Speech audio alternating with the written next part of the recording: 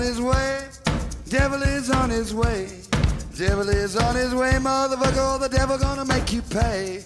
Fall to your knees. Devil is on his way. Fall to your knees.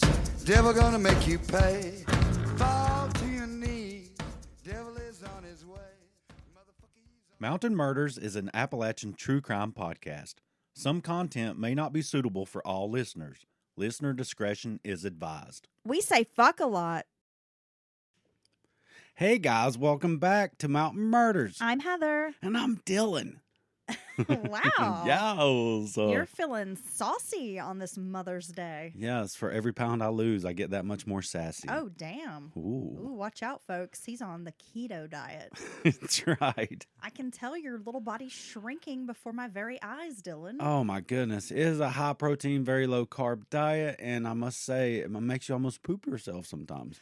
Thanks for sharing that with us. Well, just be forewarned before you try the diet. That you get protein poops. Yeah, you have to make sure you're good before you leave the house. Not only is this a true crime podcast, but we're also disgusting and like to talk about bodily functions. You're welcome. Oh, on that note, I would like to thank today's sponsors of the show. Oh my God. So what are you saying? These are shitty people? That's not the way to do it, Dylan. No, that's not what I'm saying at all. Okay. I feel like we can't move forward now. We can. We have amazing folks who support the podcast, and this episode is brought to you by these lovely individuals. These very incredible people.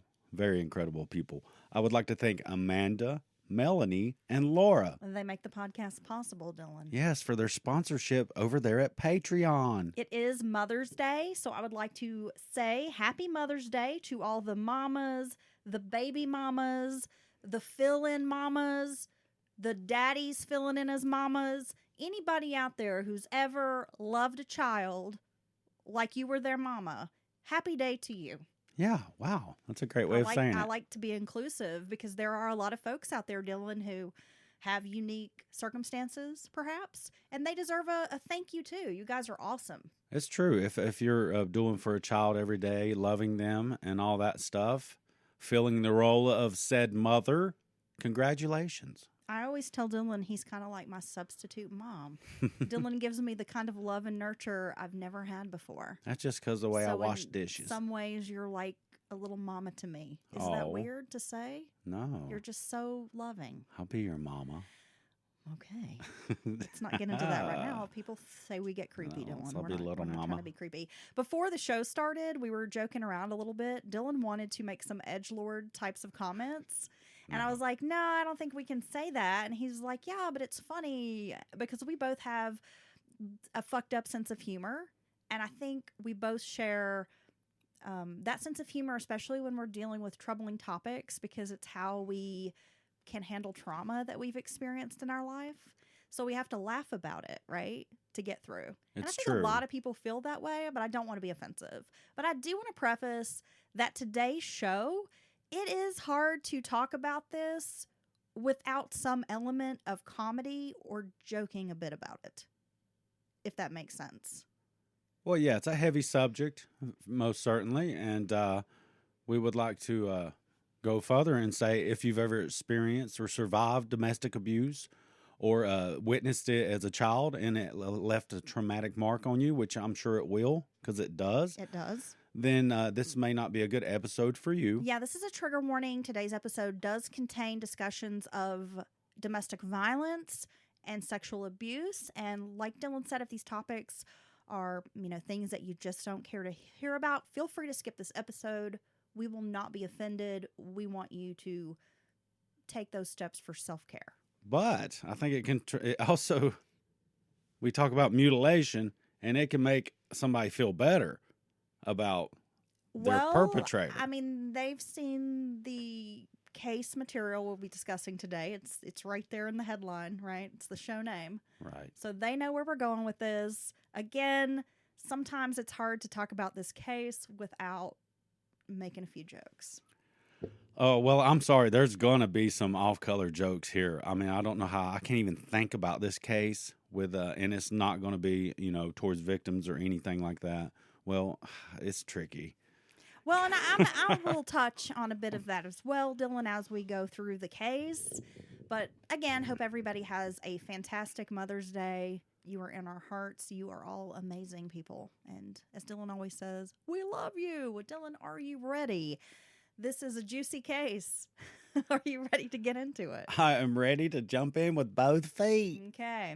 Domestic violence or intimate partner violence is defined as a pattern of behavior in any relationship that is used to maintain power or control over an intimate partner. Abuse can be physical, sexual, emotional, financial, or psychological. Domestic violence affects people of all socioeconomic levels and backgrounds.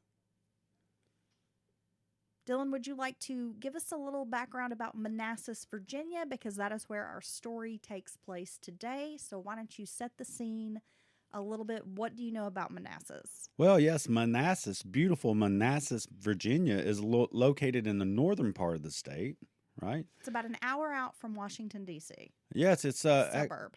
actually so close. Often statistically, it's incorporated with D.C. and the surrounding metro area as far as statistics go. So, I guess you could call it a suburb of D.C. and the surrounding area, right? Yes. Population of about 42,000, and it has many historical sites, which a lot of the state of Virginia, has a lot of historic sites, right? Yeah, Very- definitely. There's a rich history in Virginia. It was part of the 13 original colonies. Yeah, very, very dating back important. pre a Revolutionary War. Yeah, and this was home of the first Battle of Bull Run. Oh, which- okay. Yes. Little So Civil War history, right? there you go. That was a big deal, right? And it has mostly mild weather year round. So it's just a great place to live if you want, kind of not too hot in the summer, not too cold in the winter kind of stuff, right? Get out of the city a bit, still have that suburban feel, got a little bit of country surrounding you. You're not too far off from the Skyline Drive area. If you are into hiking, you can take a quick drive and be out in nature. I've only ever driven through Manassas when I was stationed in the D.C. area and would drive through from North Carolina to Washington, D.C. to Maryland. Would always pass by Manassas, but haven't spent a lot of time there. Yeah, it's also the county seat of the county, right? Okay. And the largest employers around are the airport and a semiconductor plant from Wow. Idaho. Yeah, Okay. based out of Idaho. Wow, these are Dylan facts. Well, People are like, we don't care. Thank you for that. The sewage runs at a nice 12 gallons a minute. No, I'm just kidding. So, yeah, it sounds like a beautiful place, right? Right up there, the edge of D.C. The area. Blue Ridge Mountains, not too far off. I'm sure that's an area, and there's a large state park there, as you were saying. And I'm sure a lot of people probably leave the city areas and drive out this way for a nice spin in the country, And right? it's not too far away from the West Virginia line. No, it's almost there in like a tri-state area. Yeah, Yes, like Harper's correct. Ferry, that kind of area. Yeah. John Wayne Bobbitt was born into poverty on the outskirts of Niagara Falls, New York. His father was an alcoholic. They lived in a rough neighborhood in deplorable conditions among mostly African Americans. As a child, John felt he was an outsider, never quite fitting in because he was white. Well, that could be tough, no matter who you are, what color you are, when you live. When you're The when you are minority. the minority, Yes. exactly, it can be tough, and you And- never feel like you fit in. Other kids can bully you, be mean because you're different. And I think it actually is a good life experience if you're ever put in those situations to have that feeling, because then you maybe can be empathetic with other people when they're maybe roles are reversed. So I think it's very good character building to be in that situation. His first memory from childhood shaped and solidified his future mindset. On an autumn afternoon, John's mother stumbled into their yard, bloody and abused. She fell to her knees and screamed, "They raped me." Oh my God. He was 3 years old, but the image of his mother hearing her cries was very traumatic. Neighbors ignored the scene, and passerbys on the street walked on, pretending not to see this poor woman, bloody, beaten, on her knees, crying. With her screaming. 3-year-old child right there. Yeah. What the hell's wrong with people? John says it sealed his understanding of how cruel the world can be. After the rape, it seemed John's father became even colder and more violent. Like if things had not been good between John's father, Mr. Bobbitt, and his wife, things got even worse after this period. He drank more every chance he could, he blamed his wife for this horrible incident of that day, and soon after left his family. Yeah, I just could not imagine being a rape victim, first of all, and then having your husband, the one person you're hoping can, you're looking to for support, right? And to help you some way, and then being blamed. This was a gang rape as well. This is your fault. There were multiple people who violated this woman. Yeah, I mean, that's horrible. And it seems criminal to me for a husband to even react that way to his wife. And I'm not saying the husband's not going to have to deal with some feelings and emotions, but I couldn't imagine abandoning my wife at that moment. It just I couldn't do it. Mrs. Bobbitt had only a 6th grade education, left to raise 3 boys alone. She had no skills and was very childlike herself. John will attribute his lack of morals to the way he was raised. His mother was incapable of instilling values in the boys because she herself was ignorant. He turned to his brothers Joseph and Ernest for comfort. The 3 boys were often dirty and ate only if relatives dropped off food. The children were denied the most basic necessities needed for survival, yet being unaware of the stark reality was more of a blessing in disguise. Because they were so poor, and it seemed like everyone around them was... they just didn't know any better because poverty was rampant all around them. All of their neighbors were poor. Right. They just think this is normal. They lived in, for lack of better words, like a ghetto. This is often the case in people who are in abject poverty, not just sometimes you have a little bit of food or money insecurity, or your parents do pretty good, but sometimes you don't have money, or one night you don't have food. These are people, this is just a way of life. He said his only consistent memory from childhood was being hungry. And he was like, misery, and this is kind of a side note, but he was like, misery loves company. And of course, us 3 boys, one of us would say we were hungry, and then it was just kind of on like this moan fest of like, oh my gosh, we're so hungry. And then we would just sort of feed off of each other. But he's like, that was my consistent memory from childhood, was just being so hungry all the time. See, that's a lot of people don't experience that. And, I was, on the lower end of the spectrum, but my mother, we always had hot food, a clean place to lay, a safe place to lay our head, a parent, at least one parent who cared, you know what I mean? So I just couldn't imagine that being your main memory from childhood's hunger. I know, right? It's really sad. And you can always feel sorry for the child that experiences this. So as I mentioned, they didn't really know any better because poverty was all around them. Without the ability to get a job, Mrs. Bobbitt turned to shoplifting. At one point, she got caught stealing from a McLeod's grocery store. Feeling sympathy for her, the store's owner allowed her to take food on credit. The family survived on mac and cheese, white bread, and hot dogs. The bill was likely never paid, but the kindness of strangers allowed the 3 boys to eat semi-regularly. His mother suffered a heart attack at a very early age and died, and John was sent to live with his aunt and uncle. Though not wealthy, they had 3 sons of their own, but were able to provide food for the children. John would later say that it was living with his aunt and uncle that was the first time he'd ever seen lettuce. Oh, my God. He had never eaten a fresh vegetable until he was like 5, 6 years old. Well, and see, they live so completely in this, they don't know it's not normal. And a lot of times, kids that grow up in this don't realize how bad they had it until they go off to school or grow up and leave the household or go to college. Well, God forbid. Some kids could, go on academic, so they might make it. But a lot of times they don't know how bad it is till they go live with someone else or experience how things really are, how they should be. Exactly. Living with his aunt and uncle showed John that a real man takes care of his family, but also taught him that crime pays. His uncle was a fence, meaning he dealt in the resale of stolen property. His uncle had mouths to feed and cut corners on how to make money. This is a man who's also working like a full-time job, but has to basically do these illegal acts to be able to put food on the table. He's got 6 kids under his roof.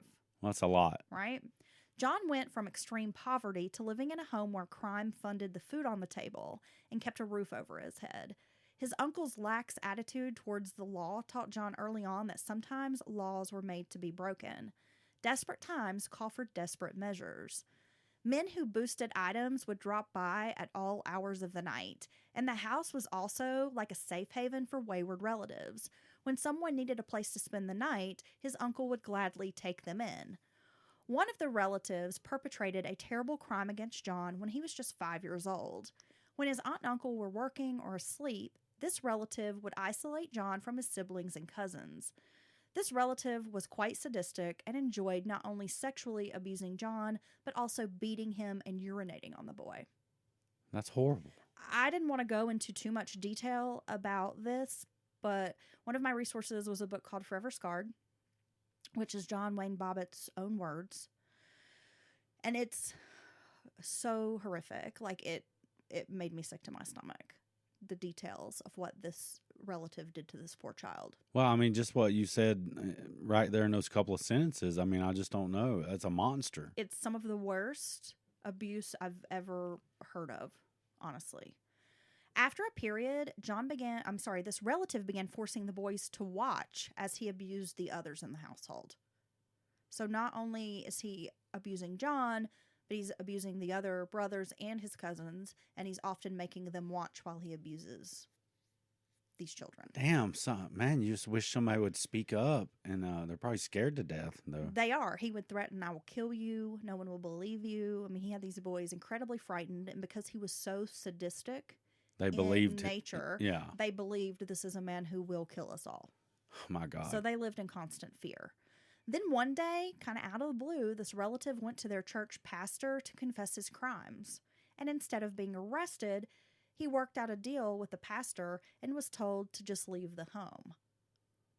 And no one would file charges if he would just leave quietly. Well, that's not what he deserves, obviously. But yes, please just leave the home. I mean, my God. So this man was never charged with his monstrous crimes. By high school, John was a poor student. He likely suffered from ADHD, but was labeled by teachers as stupid. Because at the time, these were not, diagnoses that our generation had typically. No, you were either just a trouble kid or you just didn't get it, and the teachers kind of shuffled you along, kind of pawned you off on each other. Yeah, he definitely likely had some learning disabilities, and then he says, I know I probably had ADHD. I had a lot of symptoms of a kid with ADHD. And because he had so much trouble learning and also kind of misbehaved, he was hyperactive, they just said he was a stupid kid and just sort of gave up on him. So he's kind of being failed all around. I should say some teachers, not all teachers, of course. Some teachers are incredible. Though his grades were often not passing, he was athletic, excelling at swimming and wrestling. With little prospects, John Wayne Bobbitt joined the Marine Corps. For a boy who had endured a rough life, stepping off the bus in Parris Island, South Carolina, only brought more verbal abuse. Then the weeks of basic training were really difficult, as anyone knows, especially those who have served in the Marine Corps. Thank you for your service. It's a tough branch, probably the hardest branch of the military. And they go through some strenuous training. Yeah, I mean, I think we've all seen Full Metal Jacket, bits of it in the movies and pop culture even. The Marine Corps drill instructor is no joke. You know what I mean? And it's pretty hardcore. I don't think I could handle it. When graduation came, it was the first time John said he felt proud of himself. He had accomplished a challenging feat. When he donned the dress blue uniform, he said he felt like a real man. He was assigned to 3531 Motor Transport Division and moved to Manassas, Virginia.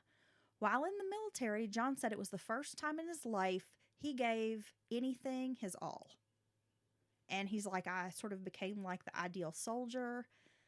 If they gave us an assignment, I wanted to be the fastest, the best. I mean, it sounds like he really took his military service very seriously. Dylan, just having discussed a little bit about John's background, I know you did a little research into how a lot of victims, childhood victims, can kind of go on to become perpetrators themselves. I mean, we see it in a lot of serial killers. It's true. And not only that, they can go on to be victims or perpetrators. That's the two biggest groups typically. And it was kind of hard to find something that really nails down that very specific thing. Experiencing childhood trauma, including violence and domestic violence, does that make you more likely to either let yourself be or end up in a situation where you're victimized? I should pick my words carefully, and or be the one who victimizes someone. But I did find this interesting study from 2003. It's the violent childhood experiences and the risk of intimate partner violence in adults. And this assessment was made through data gathered in a large HMO, health maintenance organization. And it says among persons who had all three forms of violent childhood experiences, the risk of victimization and perpetration was increased 3.5-fold for women and 3.8-fold for the men. These data suggest that as part of the assessment for IPV in adults, screening for a history of childhood abuse and exposure to domestic violence is needed. So, I mean, and this was a study that included over 8,600 people, and which I think is a fairly large size, right? Would you agree? That is a pretty sizable. Sizable. I mean, this tool. isn't. I wouldn't say this is, the gospel or the end all be all of studies of this, but I think it's easy for us to guess, and any other person who's looks into true crime or survivors, what happens to survivors, that we know this to be the truth, right? With sexual abuse, it can often either make the victim hypersexual or the complete other end of an introvert, or, doesn't want any relationship with Maybe anyone. Even asexual. Or asexual, yes. A bit, yeah. Right. And so it doesn't surprise me at all that if you grow up in a household with this, you just think that's the way it is. You think this is what a relationship is. You know what I mean? Well, when we look at signs or information about, being a sociopath, Dylan, the reasons behind the disorder are not fully understood. But there is a current belief that psychopathy in general comes from genetic factors, such as parts of the brain not developing fully. But sociopathy results from an interruption in personality development by abuse or childhood trauma. In childhood, males who show higher levels of sociopathic traits are more likely to have experienced abuse and neglect, specifically emotional neglect, emotional abuse, physical abuse, and sexual abuse. So, as I mentioned, we've seen this a lot in serial killers. They have horrific childhoods, rife with abuse, and then they grow up to become perpetrators themselves, which to a lot of us seems confusing because we're like, if you're a victim, why would you want to perpetrate that kind of violence against another person because you know how horrible it is? Well, I've thought that very thing myself. But it can affect your brain development in a way that shapes you to think this is reasonable or causes you to lash out in such a way. Right. I'm not excusing John Wayne's behavior because we're going to get into John Wayne here, and he's a fucking piece of shit.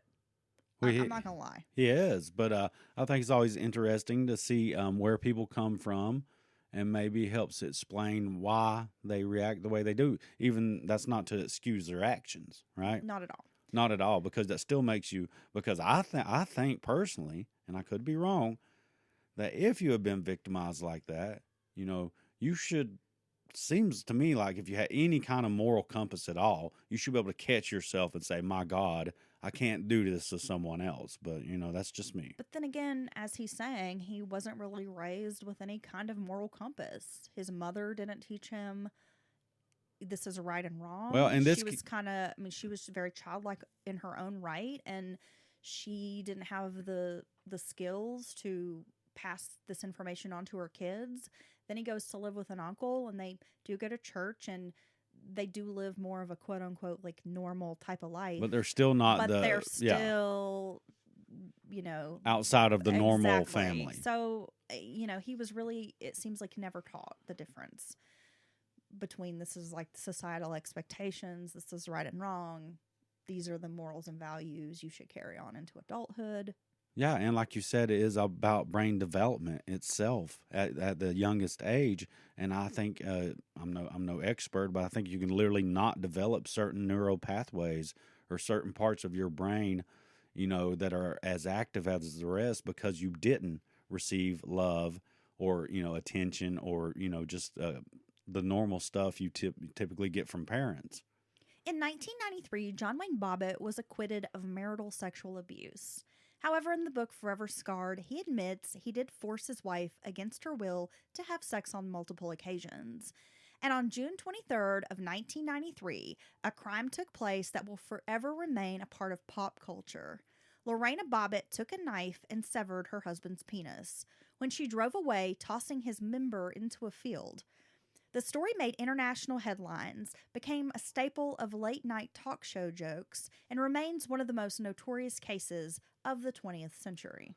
Well, I mean, when this story broke, I mean, I remember vividly. This was pre-O.J. Simpson. This was pre-O.J. Simpson, but we already had the rumblings of true crime fascination Well, really you had taking shows like America's Most Inside Wanted. Edition, Hard Copy, Yep.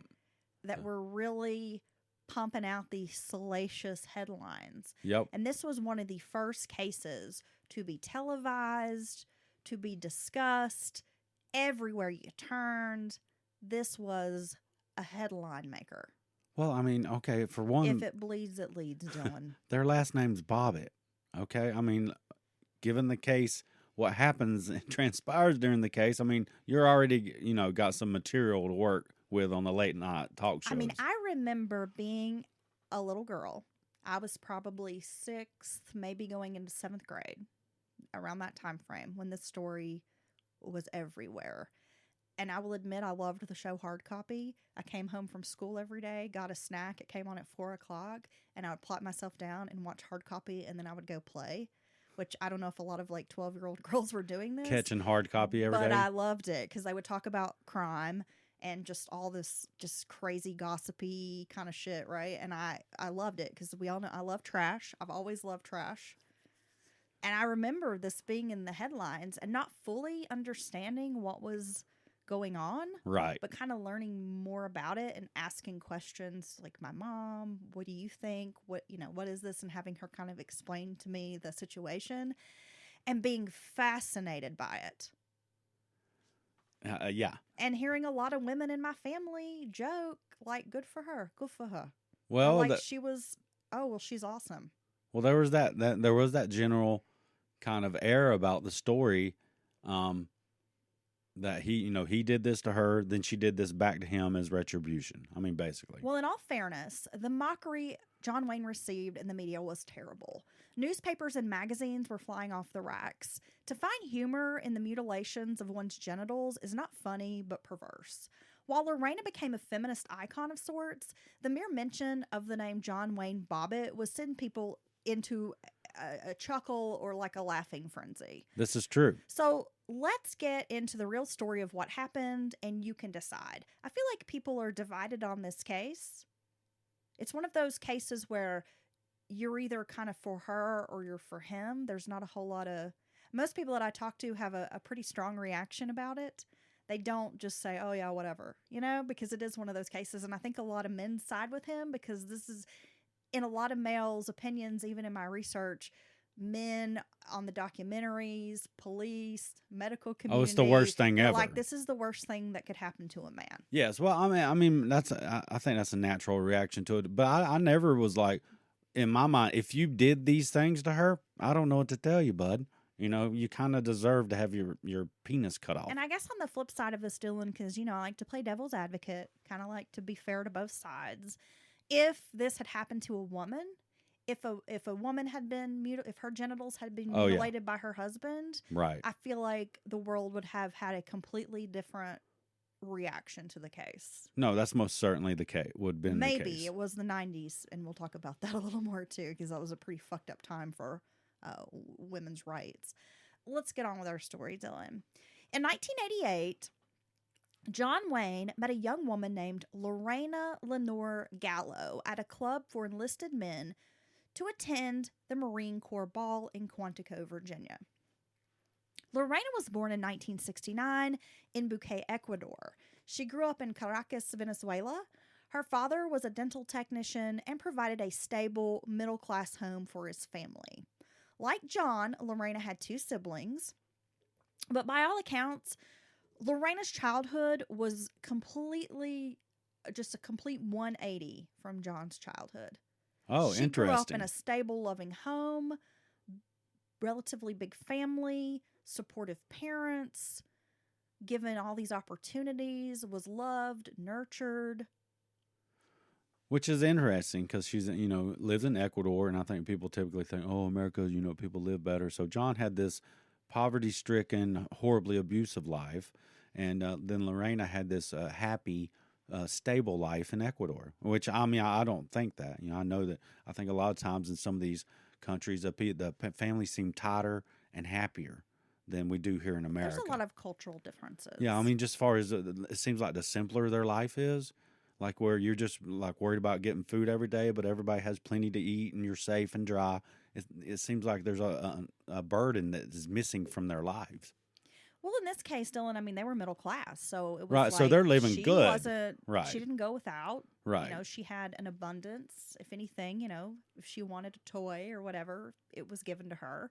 Clothes, all the things a young girl would want, while John was deprived even the most basic essentials to survive. So just vastly different backgrounds. For her 15th birthday, which was her quinceañera celebration, her parents gave her a kind of a choice of what she would like to do. And, in this culture, it's a big deal. When we think of like the Sweet 16 in the United States, it's kind of a big deal. It's when a young woman kind of comes into well, that her seems adulthood. even like a bar mitzvah along those lines, more tied to the cultural, religious elements of it. It's a really big deal. It is. So her family offered her, a couple of things. How would you like to celebrate this big moment in your life? And Lorena decided she wanted to visit the United States. Lorena fell in love with the country and knew it was her destiny to live here in America. She absolutely fell in love with it. She went to Washington, D.C. She was in that era. This was everything she dreamed of. Her family tried unsuccessfully to immigrate to the U.S., and in 1987, Lorena managed to get a student visa. She worked as a nanny to pay her way, attending a community college. She eventually landed a job at a nail salon working as a manicurist. 2 months after Lorena met this Marine, she married him. She and John Wayne Bobbitt married on June 18th of 1989. Lorena was 20 and John was 22. Both were young, but in love. However, this relationship began to sour almost immediately. John Wayne was driving drunk, and Lorena told him, and this was right after they got married, and she's like, "This scares me. I don't like it. Please don't do this. Will you pull over and let me drive?" So John Wayne hit her. That's not He just hauled off and popped her right in the mouth. Well, that's not good. And this abuse escalated. If she asked him about his spending habits, his drinking, just anything, he would serve up a brutal beating. And it went from a slap through the face, a pop in the mouth, to full on imagine, he's a young, buff Marine, big dude, muscled up dude, and she is a petite little woman. At this time, she weighs 80 pounds, Dylan. That's tiny. She is a tiny little thing. Yeah, so it always escalates. You know what I mean? And that's what, you have to tell the young women and the young men that if you're in a relationship with someone, they cross that line the first time, it doesn't matter what, if it's a hard shove, a punch, or, a very, forceful screaming an inch from your face, this is red flags, and it's not going to stop. This is the first taste of it you're getting. And what they're seeing is if you leave when they give you that first taste, right? And it's only going to get worse typically.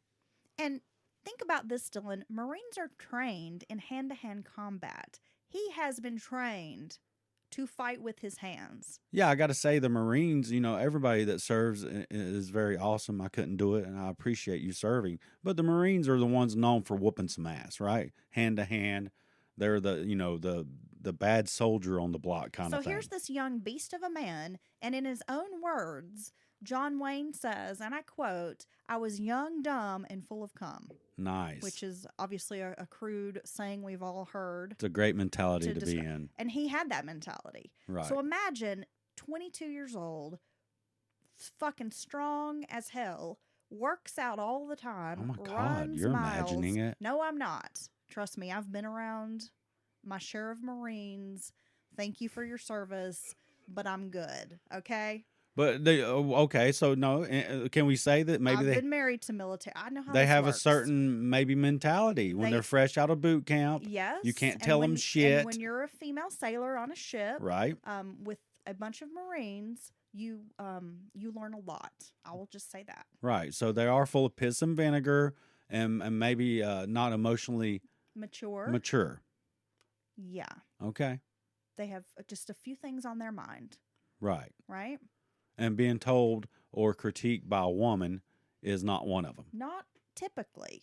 They don't typically take that well. Well, certainly not in John's case. We know there's a lot of issues in the military. That's a subject for another time.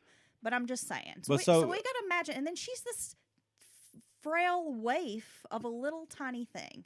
80 pounds, teeny tiny, looks like a child. She's so itty bitty. And he's just beating the absolute fuck out of her. And now here we go. So you're going to say, or you're going to think, why didn't she leave? Well, in her case, we already know the answer to that. She's here from another country. We're going to get into more of that. Okay. Let's get on with our story, Dylan. Let's go. After their wedding, John took Lorena to Niagara Falls to meet his family.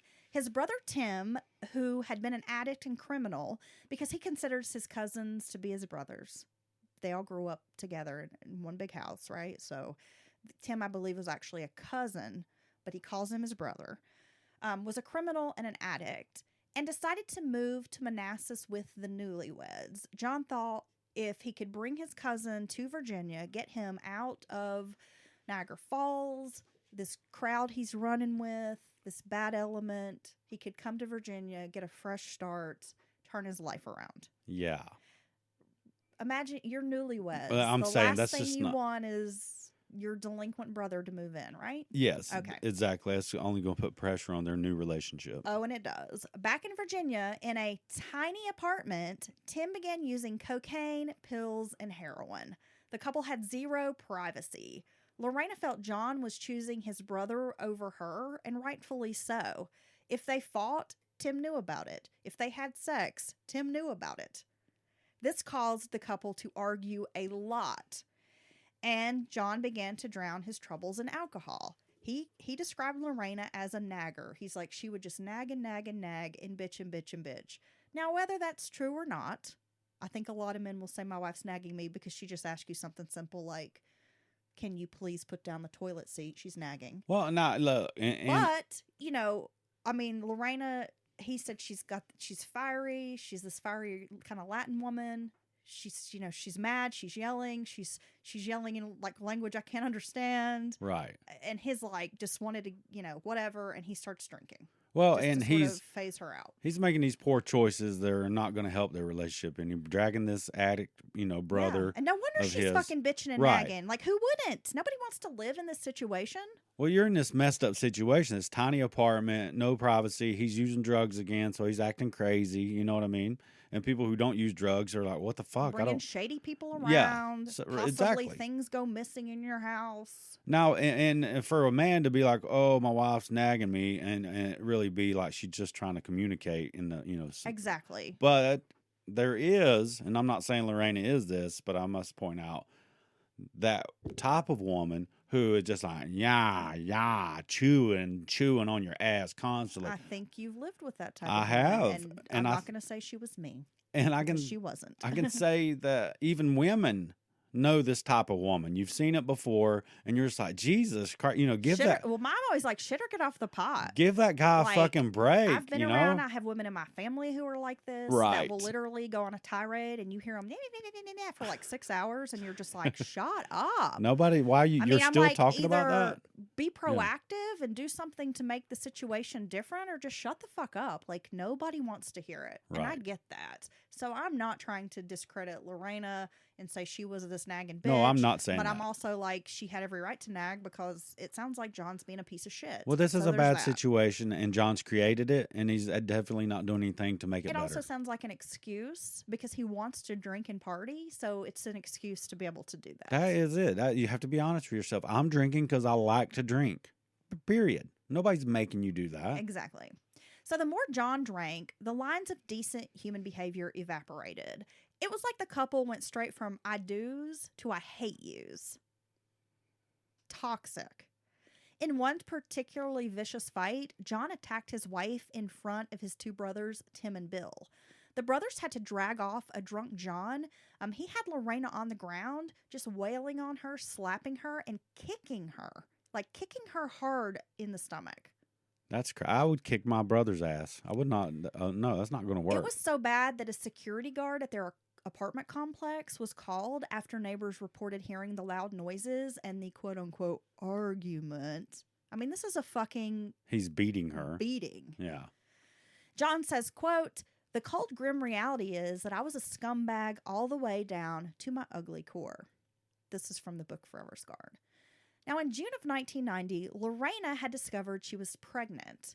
According to her, she was excited to be a mother, but felt threatened by John, and he wanted her to have an abortion. John knew his wife was against it, but thought it was the best decision at the time. So John basically forces Lorena to have an abortion. And that's not okay on any level. She said the whole time they're driving to this clinic that she's there waiting for this to happen, she's crying. She's really nervous. Like she doesn't want to do this. And she's upset. She's scared because she doesn't know what to expect.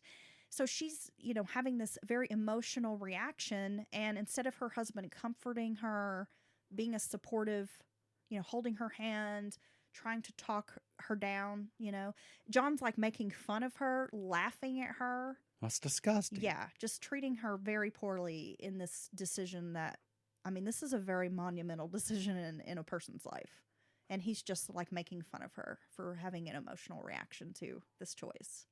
Well, that's what a scumbag would do. Right? I couldn't even watch this. If I was friends or connected to these people, I'd be like, what are you doing? What are you doing? Don't do that. That's making me sick. By 1991, John finished his enlistment in the Marine Corps. Lorena was working full-time as a nail tech. And despite his honorable discharge, John didn't really do much at all after he was let go from the military. He wasn't steadily employed or relying solely on his wife's income to carry them. Now, I'm sure Lorena was probably making, decent money, but I'm going to speculate not enough to carry the entire household. No. Lorena becomes the breadwinner. Yeah. And while Lorena is working, paying all the bills, John essentially becomes her tormentor. In the media, he will wholeheartedly deny these allegations, but in a sworn statement. So this book, Forever Scarred, is interesting. The author had John Wayne write out a sworn statement. It's been notarized and filed that everything in this book is true. Okay. But then John later denies all of these allegations, even though he admits to them in this book. And I would assume that he read the book before he... And does not like the way the author painted him. Swore an affidavit. Which is like, This is in his own words. Yeah. Okay. Just to let everybody know, you can, if you're want to know more about this case, I would recommend reading this book. But I have to say, it is a difficult read. It is very graphic.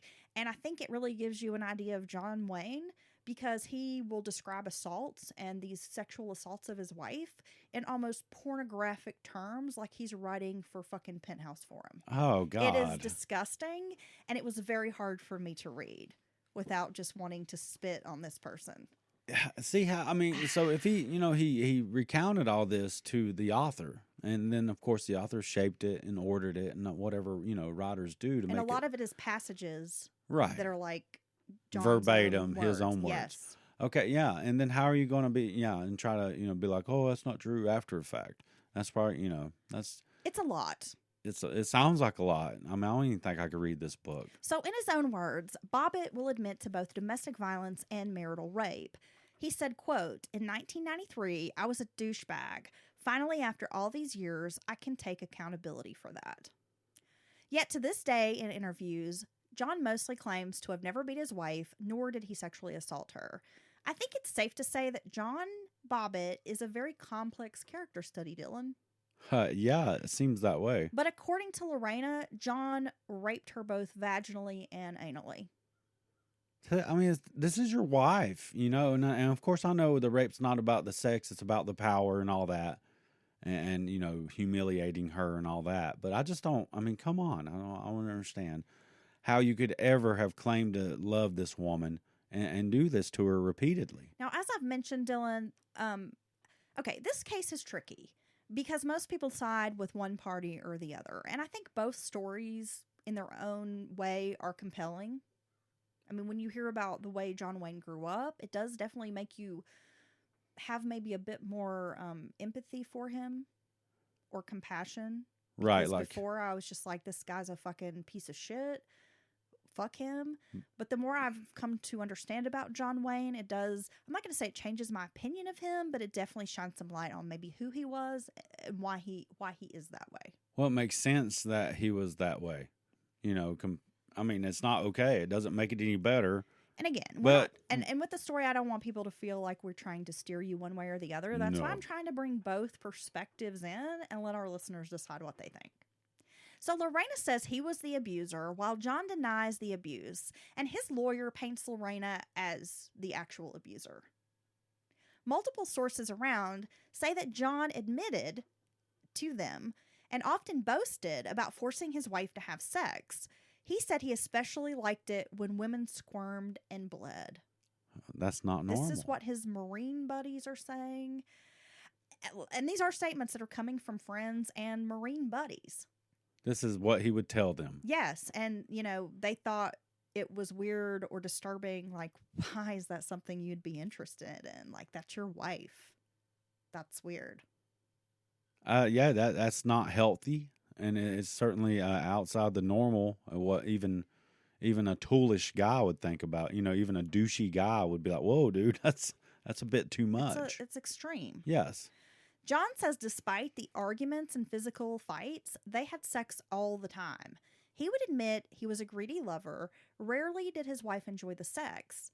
He also stated in Forever Scarred that he was a premature ejaculator, and if there was more than 2 minutes of penetration, he considered that record-setting. Eventually, his brother Tim moves back to New York. By 1990, the couple were struggling financially, and we all know, Dylan, that financial strain is in the top 3 reasons why couples fight and marriages fall apart. Well, you got this able-bodied, strong Marine who's laying around the damn house all day drinking beers while his wife goes and works. So maybe he could get a job. Well, and on top of that, not only do they have this strain, but he's a fucking asshole. Yeah, and then he's a shitty to her doing and horrible- beats her yeah. when she comes home. So, yeah, wow, sign me up. With John consistently unemployed, they fall behind on mortgage payments. Lorena can't afford to pay for their home. She shoplifts clothing, and Lorena knows her husband is being unfaithful. John was having affairs, mostly one-night stands behind her back. And worse, he continues hitting her. Okay. The police were called in February of 1991 after a terrible fight. John subsequently pled guilty to assault and battery against his wife.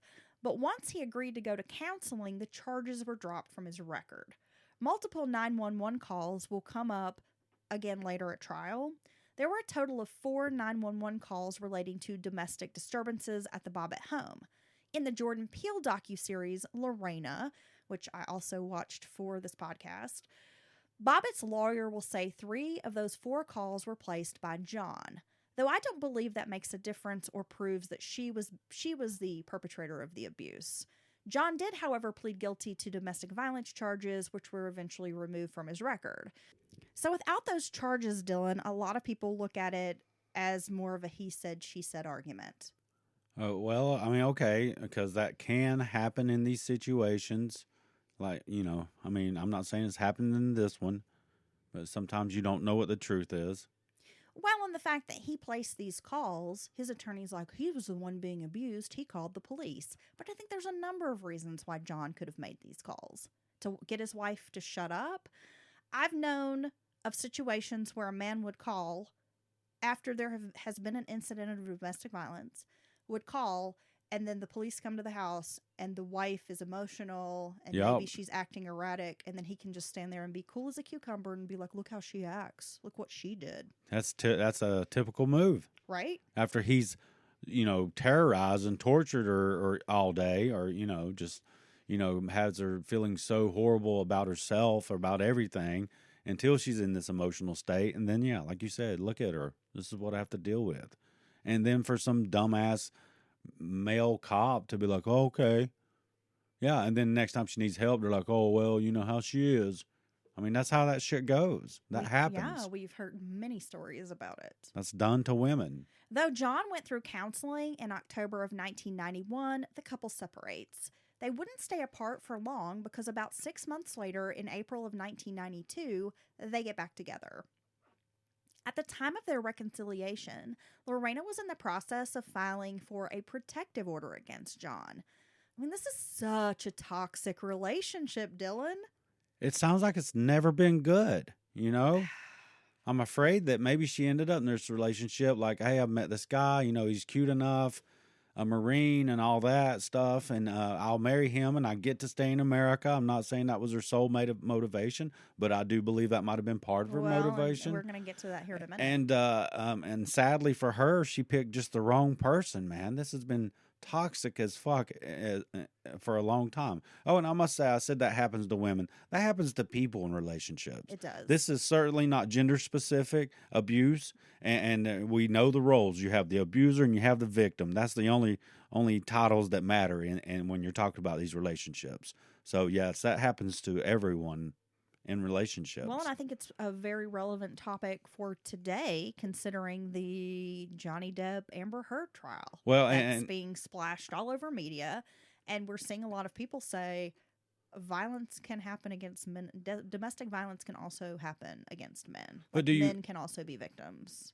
Men can also be victims. They can also be victims. But sometimes I wonder why we get to play by play on something like that. I also think it could be used to discredit women who make accusations. You know, we've had this, or victims rather. I'm sorry, I keep saying just, but victims who make real accusations, and then you have this very public one case that discredits 1,000, and we've seen that with sexual assault as well. It was done with the Duke lacrosse team, that stripper who made false allegations, which we come out to be false, and we know they're false, and she was the bad person in this situation. That case for Patreon but that case was used. Oh, remember that case to discredit many other real victims. And I'm afraid that's going to be, in one light, it can say men can be the victim of a domestic violence. It happens.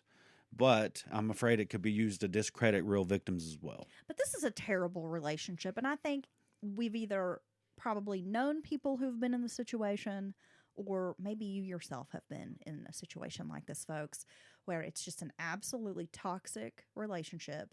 You do not need to be together. When you are together, it is like fucking oil and vinegar. You are pouring gasoline on a fire. You break up, you get back together. It's just constant fighting. But for whatever reason, you can't let go of it. And you just keep on and on and on and on. And everybody around you is just like, what the fuck are you doing in this situation? But your love is blind, and we a lot of times can't see outside of our own bubble of bullshit to say, like, oh, this is not good for me. No, and when you do things for a certain length of time, it becomes normalized to you. Exactly. The chaos, the arguing. And I think when the bad, it starts outweighing the good times, good thoughts, good feelings, bad times, bad thoughts, bad feelings, it's time to go.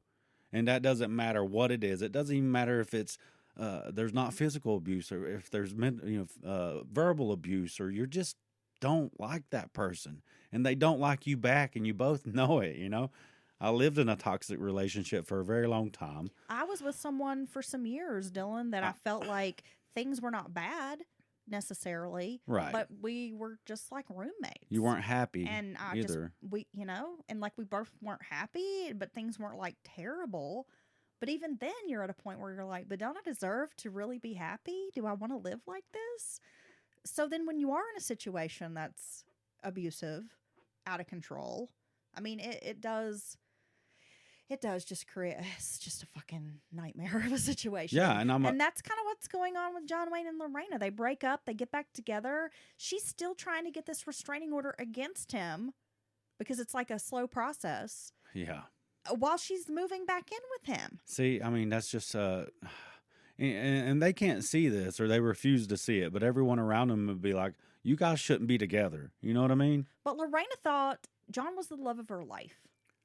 A lot of domestic violence victims suffer from Stockholm syndrome, which is an emotional response. It happens to some abuse and hostage victims when they have positive feelings toward an abuser or captor. And the more we've learned about domestic violence over the years, abusers repeatedly go to extremes to prevent the victim from leaving. In fact, leaving an abuser is the most dangerous time for a victim of domestic violence. Yeah, your likelihood of being physically harmed or killed skyrocket, correct? Yeah, Yes. in those days or weeks following. When you're finally going to really go. Exactly. Women like Lorena stay for a number of reasons.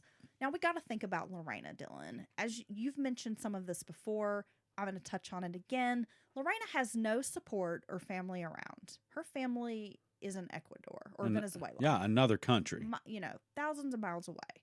Another country. John is her only family in this specific area. She likely thought about the relationship in terms of it's not all bad. There were some good times too. Possibly having nowhere to go. Again, back then, the 90s were still not good times for victims. There were not as many shelters or even really awareness about domestic violence at that time. So she doesn't really have anywhere to go. She doesn't have a family or support system who can say, come stay with me. I stayed in my toxic relationship for way longer than I should have. And I'm not saying I was being physically abused, okay? There was a lot of verbal abuse, mental abuse. We did it to each other. I was no saint in this relationship. But not having somewhere safe, easy to go to, like that night, screw you, I'm going to my brother's house and I can stay there for 3 months, get my own place, save some money, blah, blah, blah. Yeah. That is a huge, huge deal for people because it makes it almost impossible. It does. Yes. And especially if you have kids. Right. Makes it even more difficult. Certainly. That's a big one. And then there are religious and cultural beliefs. Latin America has the highest rates of gender-based violence in the world. Often in these cultures, the attitudes that boys will be boys are ingrained. In these countries, abusers have complete impunity. And culturally, the machismo is a social behavior pattern that is accepted by society. These men often demand complete subservience. So I think if you take these things into account, you might get a better picture perhaps of Lorena's mindset. Well, yeah, there's many great things about the Latin cultures or the Ecuadorian cultures and all that, but I've seen my own self, and this is no offense to anyone, there is this ultra macho vein in their culture. And you do end up with men who think women should be in the kitchen barefoot and pregnant to a degree. And I don't agree with it. And I think it's... let's be honest. We have many of those same ideals and mentalities. The patriarchy, that exists here in the United States. Yeah, it's still hanging on here. Yeah, it certainly is. But they almost like a more direct version of it, or maybe a little older school version of it. And that's not going to say every guy that comes from any of these countries is like this. Not true. But the overall, that I'd say their fathers and their grandfathers tended to be this way. Hard-nosed men. You are, men behave in certain ways. Yes. You're a man. Men don't cry. See, this is toxic also to the males raised in this. It is toxic masculinity. Yes, as we know it today. Right. It's not healthy for the males. You're not allowed to show emotion. You have to be this, and you have to be the hard worker. You never admit you're hurting. All these things that come along with that. If I work and I pay the bills and I take care of things, then you have to shut the fuck up. I take care of you. I can do what I want. Don't question me. You just do what I tell you to do because I pay the bills. Yeah. Yeah. Well, she loved him, and the heart wants what the heart wants, even when the heart is fucking stupid. That's true. In Lorena's own words, she described John as an American dreamboat. Like he was like the ideal of everything from the time she was a little girl that she thought of as the all-American boy next door. Sexy. She was like, he was gorgeous. He was a Marine, which represented to me America and this patriotism, this country that I loved and wanted to be part of. He was dreamy. He looked great in a uniform. He was buff. I mean, everything about him was like sort of in her mind what she thought of the ideal American husband would be. Yeah, from watching 90 Day Fiance, I must say these people have an idea of what Americans are like, no different than I could have, said something just now that was deemed, someone felt I was offensive or stereotyping another country. Well, they do the same things just because they don't know the real truth. They think Americans tend to all be financially stable, have lots of money, all the opportunity, and kind of do whatever they want, which certainly isn't the case. And I think in John, she saw all that, this perfect, and when they're connected to the military, they tend to think, wow, like Successful. this successful. All American boy. Yes, perfect. Just American as apple pie. Yeah, it's right? like a bald eagle flew out of his ass and like flags and fireworks went up behind him whenever she thinks about There's, John. Little tiny eagles with machine guns, like pew pew. Yes. Second Amendment rights. America. Fuck yeah. Yeah. And that. Exactly. Okay. Also, Dylan, Lorena needed to be married to an American citizen for 5 years in order to become a legal citizen herself. And this was a So- huge element for her too. I mean, maybe bigger than the rest. We don't know. I mean, this is her life. She's sacrificed a lot Right. to get here, to live her dream. She came here as an 18-year-old girl, no family, didn't know anybody, spoke broken English, no job. I mean, nothing. Just came here to live this life. So she's invested. Exactly. And she understands, like, I've given a lot. This is what I want. I mean, so yeah, she was kind of willing to do what she had to do to make this happen. Since John was not bringing in money, some people have tried to skew the situation, saying the balance of power was shifted, that Lorena had financial control. But that's not necessarily true. In 1991, Lorena, this is a little known bit of information about her, Dylan, she embezzled $7,200 from her employer, a woman named Jana Basutti. Damn. Lorena claimed to have taken the money out of desperation. John says it proves how greedy his wife was. Jana was not only Lorena's employer, but a friend. Lorena said she felt pressured because she was the only one supporting the family at the time. Their mortgage is behind. Their house is going to be foreclosed on. She felt a lot of pressures. Jana Basutti made Lorena pay back the money when she found out, but never pressed charges, and the women remained close. Okay. And Lorena continued working for her. So Jana was understanding of Lorena's situation, it seemed. Well, it seems to me that proves that she knows about some of what Lorena's dealing with at home. Jana and a lot of the other employees at this business, Yes. as well as customers, noted that Lorena would show up with bruises, black eyes. Right. So, and for her to let her pay it back, not press charges, and let her continue to work for her, I think that goes to prove that she knew that she was dealing with a lot at home, and she's given her a wide berth. She's given her a lot of leeway. John took a job working at a bar for a period. The couple rarely spent any quality time together. In the afternoons, John would sleep before work, then close the bar into the early morning hours. After the first year, it almost seemed like a marriage of convenience. And honestly, Lorena probably felt a relief to not have to put up with John all the time. I was going to say, she's probably not terribly upset about this because that means he's not at home when she's at home. Therefore, He's probably not torturing beating her the whole fucking time. Screaming at her, yeah, she's intimidating probably glad to her. see him gone, Yeah.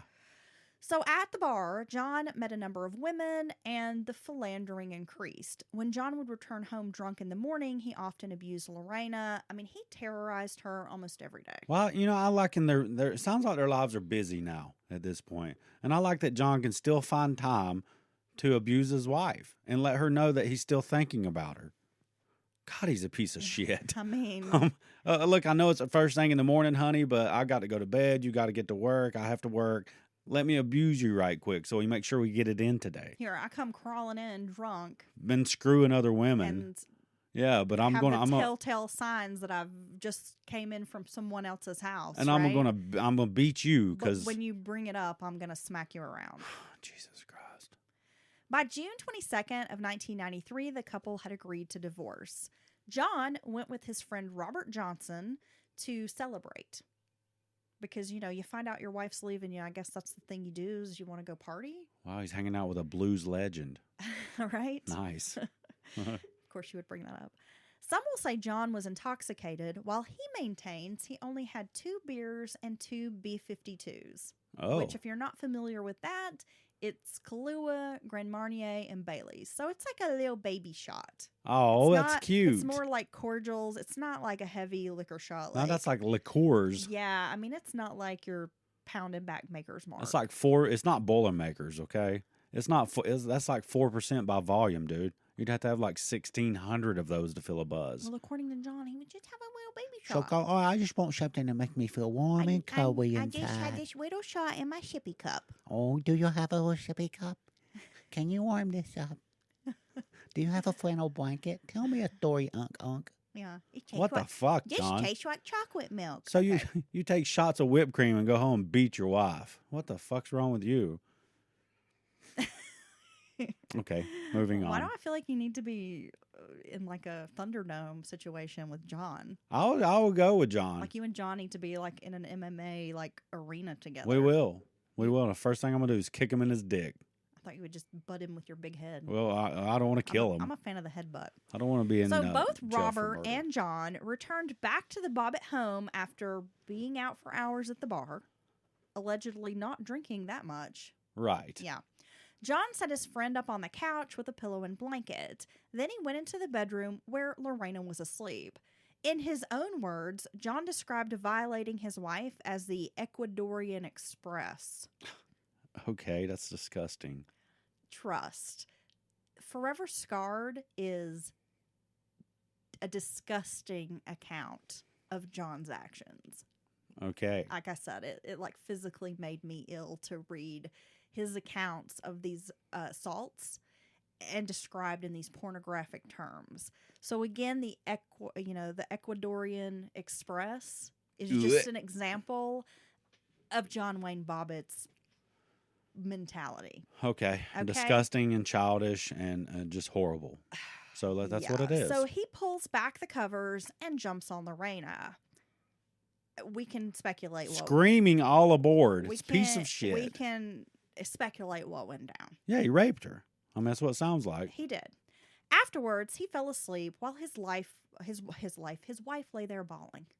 Now, how could you just go to sleep with your wife crying hysterically, bawling her You eyes basically out? you attacked her from she's asleep, and you attack her and violate her, and then go to sleep like nothing happened, like nothing's wrong. Yeah. Yeah, I think it takes a real piece of work to do that. Lorena stealthily crept from the bedroom to the kitchen. She claimed she initially went into the kitchen just to get some water. She's upset. She just wanted to get some water. But while she's in the kitchen, she picks up an 8-inch carving knife. Lorena goes back to the bedroom. She pulls the covers down below John's waist. Clutching the knife, she took hold of her husband's penis with a vice-like grip. And with one swipe of the sharpened blade, it was done. Oh my God. Damn. She just whacked it right off. She picked a good sharp knife, you know? It's just cutting up. Okay. Lorena severed John's penis. He immediately sprang up from slumber and toppled to the floor in excruciating pain. Lorena fled the apartment with John's penis. In the meantime, a shocked John Wayne grabs the sheet from the bed because his groin was gushing blood. I'm sure this was pouring blood very, very profusely. Then his friend Robert runs into the bedroom asking, "Holy shit, John, what happened?" His friend Robert helped him get from the house to the hospital. Arriving at the hospital, the nurses cannot believe what they are hearing. Initially, they believe the penis has to be at least semi-attached. Like maybe it's just dangling. So they think he's maybe mangled, some Right. type of accident or situation. They're not sure what they're hearing, but there is just a gaping bloody hole. Like where, he's Lieutenant Dangle and some short he's just dangling. I'm talking about it's still there. But then they realize, oh no, it is gone. So this guy came to the hospital without his penis. No penis. No penis. Mm-mm. Doctors and law enforcement will say it is missing in action. Now, you continue, but this is the part that truly amazes me during the whole story. John could have easily died, Dylan. He lost a third of his blood. So, I mean, as many jokes, and despite what you feel about this guy, I mean, I have my own feelings about him. I'm not really a fan of John Wayne. This is fucking horrible. And if this happened to any of us, I mean, it would be no laughing matter. No, And he could have died. It's your genitals. I mean, this could have killed him. Not only is it you're injured, bleeding profusely, your body, it's your genitals. Which men seem very attached to their well, genitals. I think anyone would be very disturbed to be injured like this at their genital well, probably, area. but I'm just pointing out that men seem to have some attachment to their penis. Well, it's been there the whole time. You know what I mean? I never go anywhere without Men my penis. really think their penis is special, right? They want to show it to everybody. They want to send pictures of it. I don't think I can understand this kind of admiration of my genital, but men seem to really, really love their penises. I enjoy my penis. Yeah, I'm just saying. I know you do. I don't send pictures of it to people though.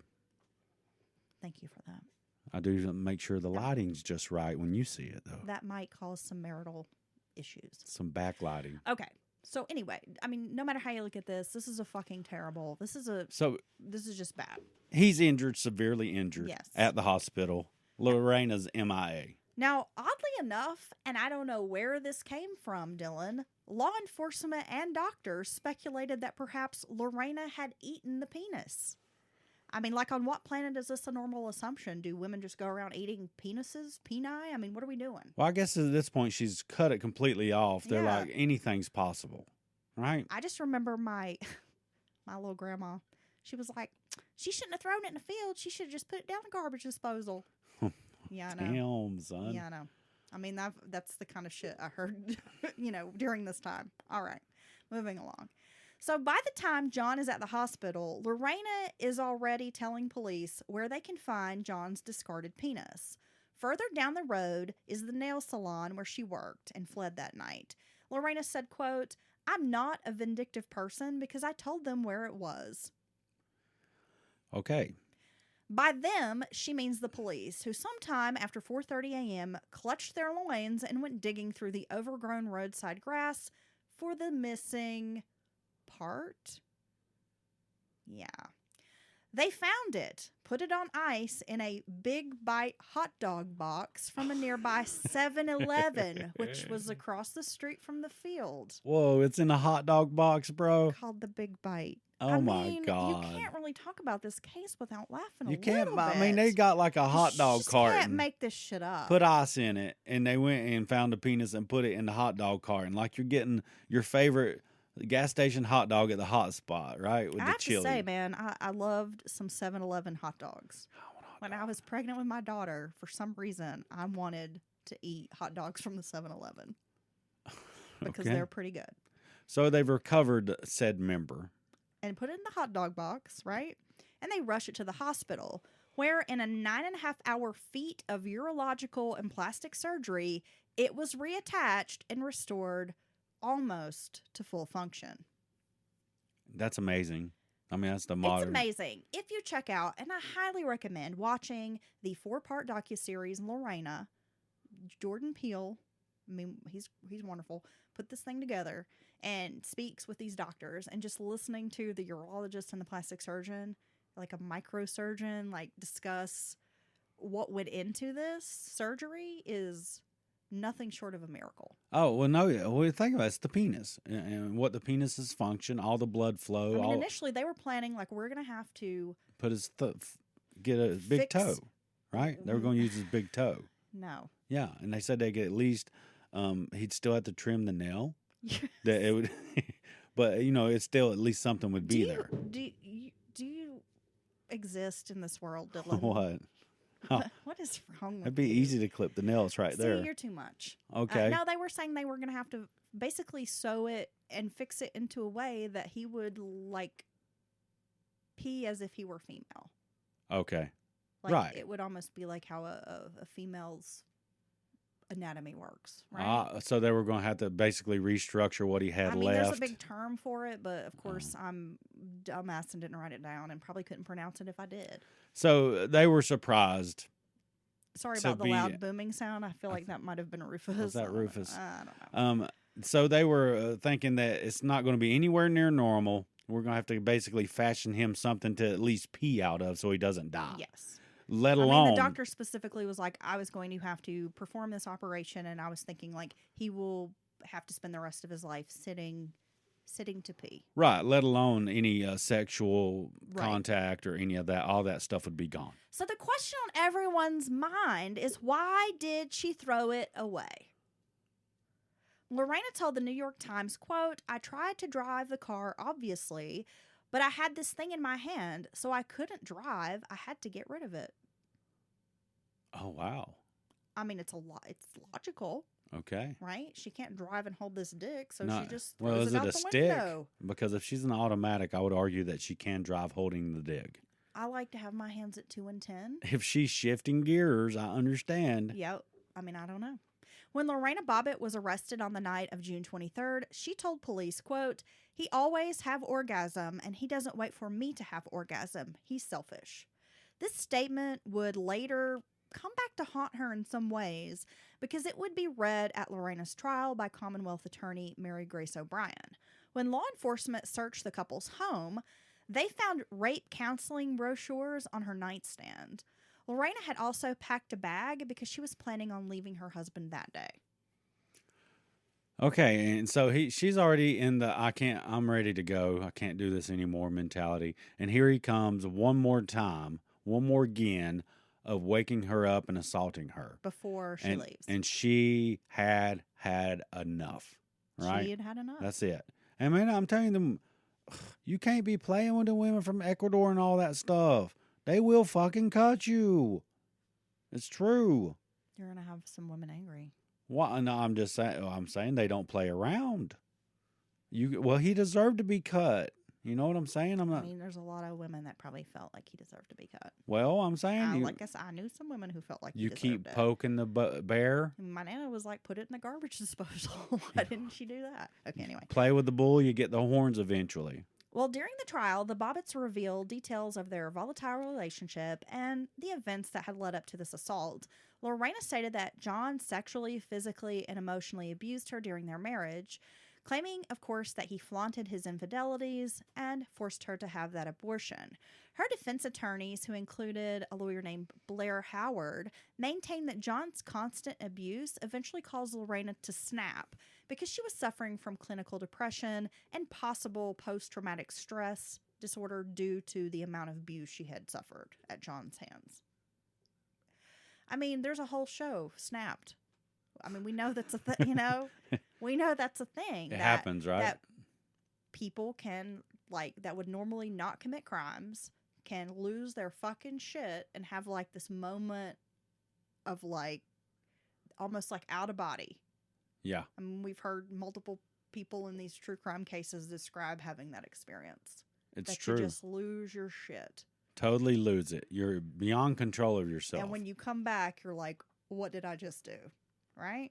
You think she like came to driving the car with their penis in her hand? Maybe. I feel like she was probably in a state of shock You for think some she was period in a after bit she of a- did it. a And then maybe fugue looks state? down and she's got a dick in her hand and she throws it out the window because she's panicked. I mean, that would make sense to me.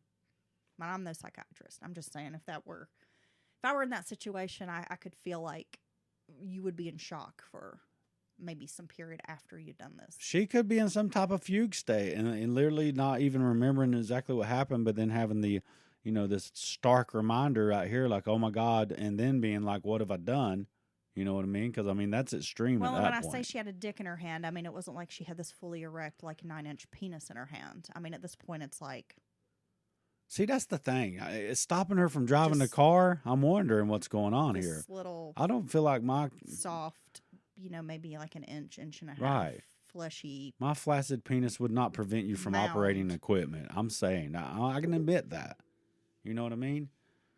Thank Maybe you. non-flaccid, get that it could get in the way. You're a grower, not a shower. It's fine, honey. But I'm just saying, it wouldn't stop you. You I'm could not be out there sure. running a backhoe with my penis in your I'm not hand. sure our listeners care about that Oh. detail, but I mean, there might be some men out there who are really glad, Dylan, that you're open and honest about sharing this. Well, I think most of them feel this way. We're wondering, is this guy, he must be a dangler, is what we're thinking at this point. You can easily find photos online. I'm describing it as about an inch and a half, like soft, kind of fleshy mound. I'm Wow. actually surprised that law enforcement was able To find it. I believe it was a fireman who found the penis. Oh, well, I understand that. But I'm then. just saying, it wasn't, when I say she threw a dick out the window, I mean, we're not talking about like a fully erect, She flicked some goo like out the John window. Holmes' dick out the Yeah. window. Okay, You that's know? what, yes. So, I mean, honestly, it is a miracle they even found the thing in a field and that some animal had not come and carried it off. What if an opossum had it? Right? I was just chewing it like some Wrigley's Or bubble like a gum. raccoon. Yeah. Or, you know, Raccoons would be mean about it. They wouldn't give it back. they would probably have to fight them. Wearing it like a little hat. Back to the trial. We're getting a little carried away with our silliness. Okay. John denied the allegations of abuse. However, he was cross-examined by Blair Howard, and his statements often conflicted with the known facts, which weakened the prosecution's case. Because again, John can't keep his story straight. I mean, even today, he denies one thing, but then he'll make a comment that's very contradictory to something he's already said. Right. I mean, Lorena testified that John had raped her and physically beaten her on multiple occasions prior to the evening of this incident. They had financial troubles and that he often stole her earnings and spent the money without any care or concern about their bills, which just caused more stress in the relationship. Both the prosecution and defense conceded that John had demonstrated a history of abuse toward his wife and that it did create a context for the assault. An expert witness, well, actually, there were two expert witnesses from both sides that testified that he had mentally, physically battered his wife and that the abuse was escalating, and that by 1993, she did live in constant fear of him. So you have eyewitnesses on both sides saying this, which, again, weakens the prosecution's case. Yeah. How They could do it not? have a very strong case against Lorena.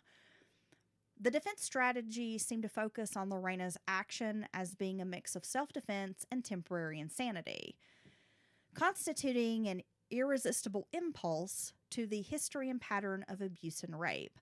One witness testified that Lorena, quote, believed and was immobilized by John's threat. I will find you whether we're divorced or separated, and wherever I find you, I will have sex with you whenever I want. Okay. John was later acquitted of that marital sexual assault by a jury of 9 women and 3 men. He gave multiple versions of what had happened that evening, relating at various times to police and to the court that they hadn't had sex. Lorena had tried to initiate sex. He had been too tired. Then again, he said that they had had sex, but he slept through it. And then again, he told them a story that they had engaged in consensual sex. Okay. That's kind of So all those over are the like place. 3 different stories of what happened. Yeah. I mean, John was not a very credible witness just by his own testimony. After 7 hours of deliberation, the jury found Lorena not guilty due to insanity, causing this irresistible impulse to wound John in a sexual way. As a result, she could not be held liable for her actions.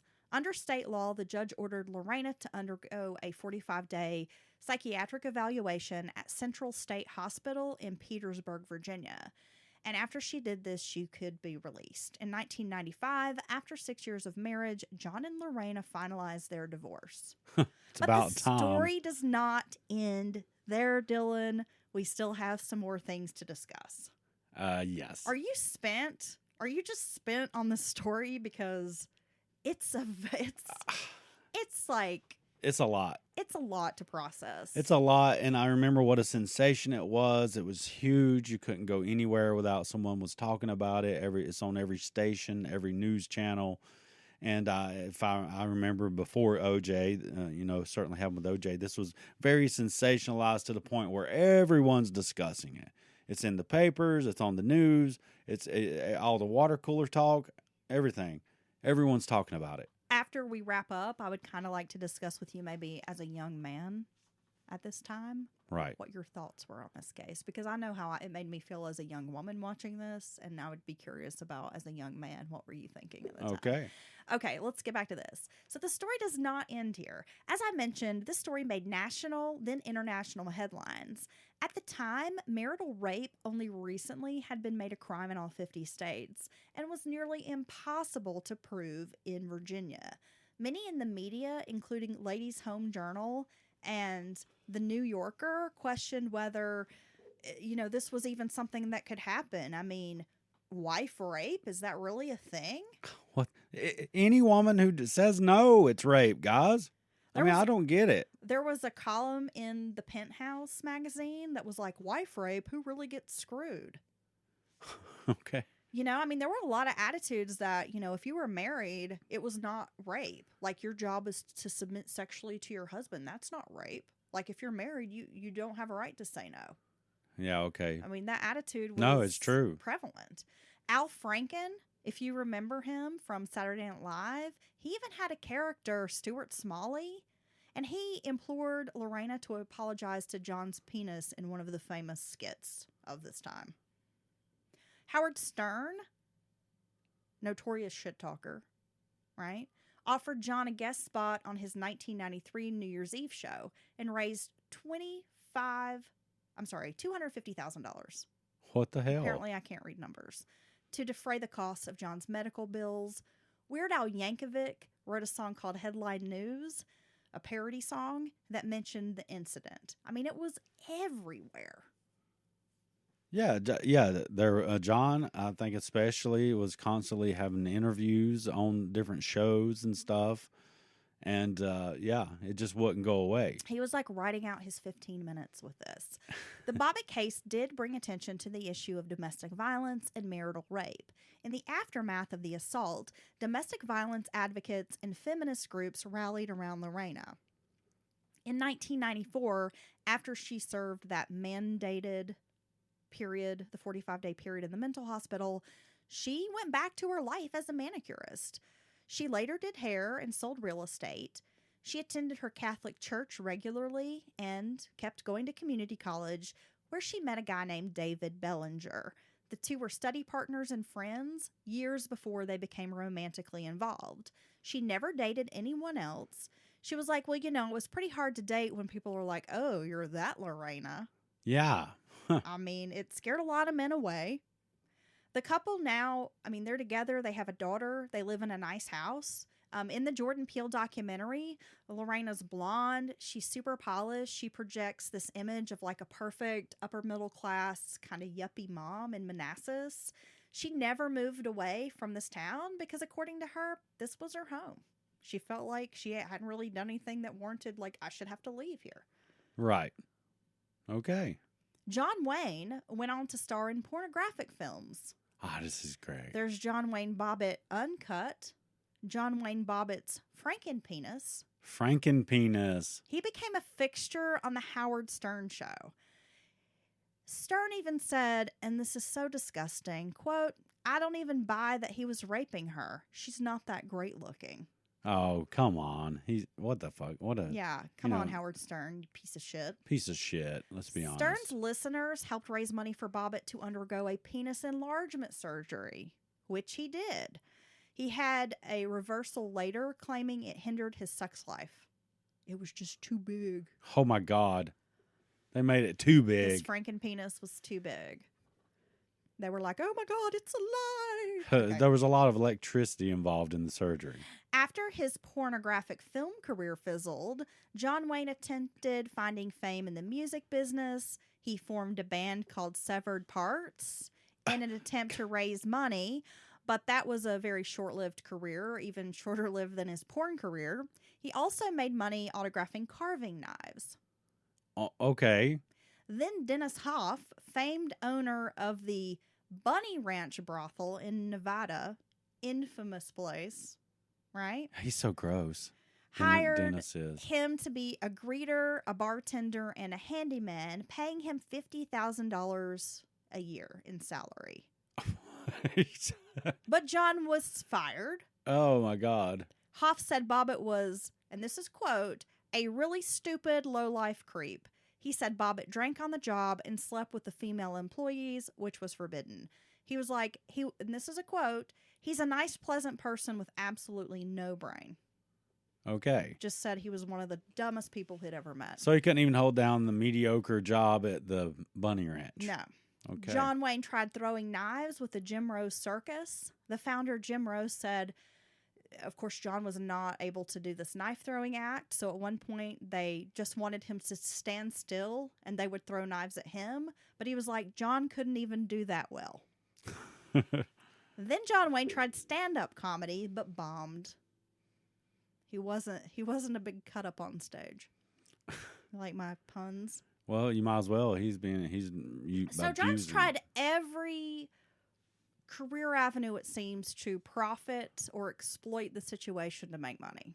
So I think like he had his little flash in the pan, 15 minutes of fame, but he's tried to spend the last 20, almost 30 years, like trying to recapture some fame and glory. And from so this situation. Here's John, and it all comes out in the wash, right? That's what the old timers will tell you. Oh yeah.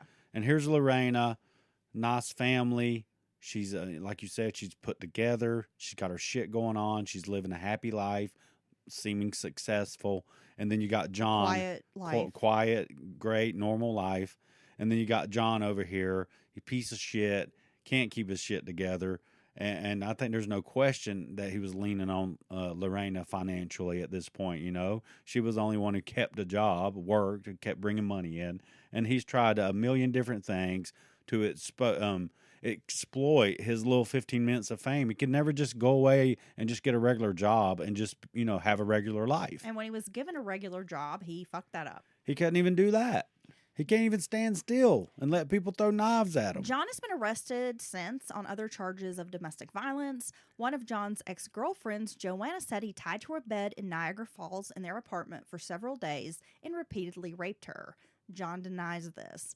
In 1994, a girlfriend named Christina Elliott had him arrested for shoving her into a wall and leaving bruises on her arms. In September of that same year, he served 15 days in jail for assault on another woman. A judge told Bobbitt that he was a bully and said, quote, I don't know how we're going to get this across to you. This is unacceptable behavior. I like that. The judge said having your dick cut off wasn't enough to make you stop without saying it. Pretty much. In 1999, he was caught shoplifting $140,000 worth of clothing from a store. It was like a group of people. They had some sort of shoplifting ring. Right. Yeah, So they had like a van packed full of like materials. A theft ring, I guess. He was given 5 years probation for that. Opinions on Lorena Bobbitt's Lorena's case, Bobbitt? On the Lorena's, see, Freudian. Ba-da-ba. I'm going to do that again, Dylan. Opinions on Lorena Bobbitt's case all these years later has changed in the face of the Me Too movement. Women like Lorena, Tanya Harding, Hillary Clinton, and Monica Lewinsky were shamed in the 1990s, the result of a sexist media narrative. I think it's true. Lorena did some press, but mostly resisted offers to turn her castration story into film or TV series. She turned down $1 million to pose for Playboy. I mean, that's a lot of money, so I think it just kind of speaks to Lorena's integrity. Well, it says, that is a lot of money, but she wasn't willing to go but so far. She wouldn't, she didn't want to, she wasn't seeking Playboy, therefore she's not going to do it just because they offer $1 million. She's been really cautious when it comes to speaking to authors or documentary filmmakers about the incident because no one wanted to focus on the abuse, which is what Lorena wanted to discuss. I mean, at the heart of the story, Lorena's like, it's not this sensational penis story. The real story is domestic violence. It's true. I think that's what was the cause of everything. And a lot of advocates for, I say advocates for domestic violence. I mean like anti-domestic violence advocates. Let me reword that. Have tried to navigate this conversation over to Lorena's victimization. But again, it seemed like everybody always wanted to focus on John and his penis. Right. Lorena went on to form Lorena's Red Wagon, which is now the Lorena Gallo Foundation. It's a nonprofit that works to prevent domestic violence. Over the years, John continued to try and reach out to his ex-wife. He would send her cards, letters, and even flowers on Valentine's Day. After the trial, John kept showing up at the nail salon where she worked, though Lorena expressed multiple times she did not want to see him. She wanted no communication, but he'd still show up. Even after all these years, Lorena says John still sends her letters, which she views as an attempt to control her life. On the Lorena documentary, she reads excerpts from some of the letters written by John. Dylan, these are nuts. Oh, yeah? One reads, and this is a direct letter. This is what it says. Dear Lorena, I miss you very much. And there was a choice to have any woman in the world, it would be you. Oh. If there was a choice. I love my wife. I love your heart. I love you very much. From your cold, insensitive husband, John. P.S. Sorry I raped you. What the fuck, dude? In 2014, John had a wreck in which it was like a car wreck, and he broke his neck and suffered a slip disc. So he now primarily lives on disability benefits and resides in the Las Vegas area. I knew he'd finally find a career that would work for him. Setting and a looking. Yeah, disability. That's a good place for John to be at.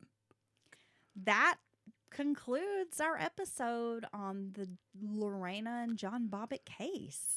Wow. It's a little longer than I expected. I honestly didn't think I had this much material to cover, but here we are, Dylan, cranking out another hour-and-a-half episode. Well, there was a lot to talk about, and I must say, back in the day, you didn't hear any backstory on either of these people. Do you feel like this information maybe just gives you more understanding of the case at large, or? Well, yeah, I mean, you take someone like John, you're like, why would, I mean, I even thought then as a young man, why would you do that? Why would you act like that? Why would you treat your wife like that?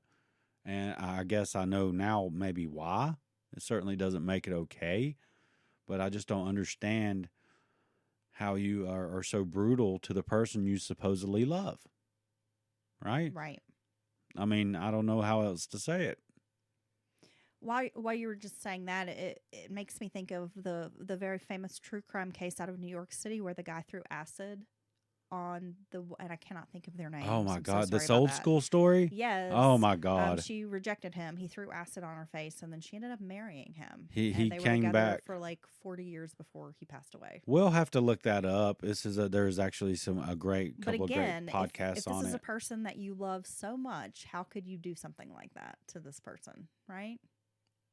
Yeah, exactly. I mean, it's I don't know. Exactly. Oh, I got to remember that case. So I have to ask. I mean, you were a young man. You were a teenager when this case was unfolding. It's true. So I'm just curious your perspective when you heard this headline, you heard this news story that a woman had cut her husband's penis off. Were you like, what? Well, yeah. At first, I think you're just like, what the hell? You know, that's because that is an extreme thing to hear, the penis being cut. I mean, that's what all you heard was cut, and she threw it out the window driving in a car, you know, out the window. And then you're just like, oh, my God. But I think rather quickly, the stories, allegations of abuse and what he had done to her came out. And I'm just like, okay, well, I mean, that might not be the exact way she should have reacted. But that's what happens when you rape women, I guess, you know. You get your dick cut off. It's Now, what did you think as a woman, young woman, I mean, seeing the way that Lorena was portrayed? It's a unique and peculiar situation, that's for sure. Like I said, I watched the coverage of this with bated breath as a girl, watching the hard copy stories. And I think at the time, maybe I didn't fully understand the concept of marital rape, although I was unfortunately very familiar with domestic violence. Right. In my childhood. I mean, I guess there were a lot of women in my family who were kind of like, good for her, like as I said. So it did give me maybe some different feelings on it. Having revisited this case as an adult, I'm not going to say I praise Lorena or that I rally around what she did, because I see it from both perspectives. And what she did was pretty terrible. I mean, she maimed him. It's not funny. It's really not something to laugh about. No. And, he was humiliated and he was a victim of this. She could have been facing murder charges. But at the same time, he's not a sympathetic character, Dylan. No, but he's a fucking monster. She could have grabbed that bag she already had packed. I'm sure she was making some kind of plans. What am I going to do? Where am I going to go? And she could have gotten in the car and drove away. And maybe that might have been a scary prospect for her as well because John's threats. But she could have done that she could have chose that too. So I think having grown up at a time, this was everywhere in the news media and it was a punchline and it's something that, we've kind of grown up with and have known about for our entire adult lives. Having researched the story and looked into this case as deeply as I could, I am now just have very mixed feelings on it. Like I don't know what to think about it. I mean, I think John was an abusive piece of shit. I think his behavior and actions since this have proven what kind of person he is. I think we can see that Lorena has become an upstanding citizen. She's leading a quiet life. She's settled down, married. She's trying to live. She didn't try to milk every dime out of the right. fact that she did this. Yeah, so I think we can just judge from their actions what really went down and the kind of person he was. He was a piece of shit. Do I think he should have had his dick cut off? I mean, theoretically maybe, but I don't know. I mean, it was a bad incident. It was bad. There's no doubt about it. Yeah.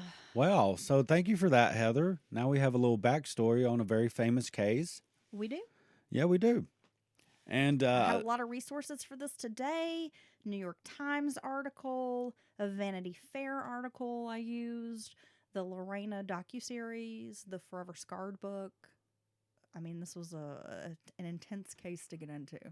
A lot of research. Oh my God! Lots of research. All right, so and have a beautiful Mother's Day if you're hearing this today, and we hope everyone is doing great out there. Wonderful day. Yeah, and make sure you keep listening to Mountain Murders podcast. That's true. If you're listening, feel free to hit subscribe. Give us a 5-star review. That helps. Go to YouTube and hit subscribe. We're trying to get more followers on the YouTube app, and you can always send us an email, mountainmurderspodcast@gmail.com, if you have feedback or a case suggestion. We're going to be in the month of Virginia, in the month of May, we will be in Virginia covering more cases. So we have a couple more Virginia crime cases to get to before May wraps up. Nice. Yeah, so I'm excited. We've got more true crime to get to, Dylan. And if you'd like a way to sponsor today's show over there at patreon.com/Mountain Murders Podcast, you can join the rest of our smart patrons. And you can also get access to a lot of, did I say that right? I did it. I done did it. You did. You can get access to all kinds of extra content, and you can episodes. have the ad-free experience. Which is nice. Okay, Dylan, let's wrap things up. I hope you all had a great week. Oh, one more thing, Dylan. What? Before we end, this week we had recorded the Mater Patch case.